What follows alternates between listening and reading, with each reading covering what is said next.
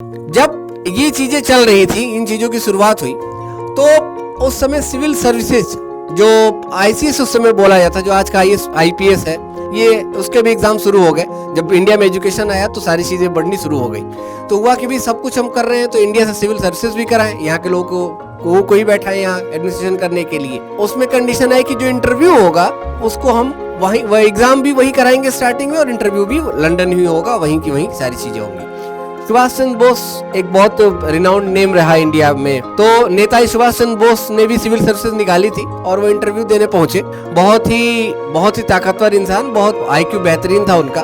पहुंचे वहां तो वो जो इंटरव्यूअर थे उन्होंने कहा कि क्यों ना इनकी हम बेइज्जती करें, उनको भगा दें यहाँ से। तो उनसे एक सवाल पूछा कि बोस तुम क्या कर सकते हो? तो सुभाष चंद्र बोस ने कहा कि सर मैं कुछ भी कर सकता हूँ। तो उन्होंने कहा ठीक है। अपनी वेडिंग रिंग निकालते हैं वो, और जो इंटरव्यूअर है उसने रख दिया बेंच के ऊपर, कहा कि ऐसा है कि इसके अंदर से निकल के दिखाओ। अब ये एक तरीके से एक एजुकेटेड पर्सन के लिए एक बड़ा चैलेंज कि इतनी पढ़ाई करने के बाद हम यहाँ पहुंच रहे हैं और कोई हमसे इस तरीके से बिहेव करे। तो दो बातें थी, एक इंडियन को प्रूव भी करना था और उनके क्वेश्चन का आंसर भी देना था, दोनों ही चीजें थी बहुत। अब देखिए एजुकेशन का जो इंपॉर्टेंस है वो किस तरीके से दिखेगा, यही वो बात है। सुभाष चंद्र बोस ने बहुत पोलाइटली क्या किया, एक पेज लिया, एक व्हाइट पेज लिया और अपना नाम लिखा सुभाष चंद्र बोस, और उसको रोल किया और उस रिंग के अंदर से डाल के निकाल दिया। This is the real education, कि हमें वो चीज मिली तो, लेकिन हमने उसका कितना अच्छे से यूज किया। यही वो एजुकेशन पॉलिसी थी जिसकी वजह से हम आजाद भी हुए। आज हमारा जो मॉडर्न स्ट्रक्चर है, जहां हम खड़े हैं, जहां हम सारी चीजों के साथ आसानी से जीवन जी पा रहे हैं, ये पॉसिबल नहीं होता।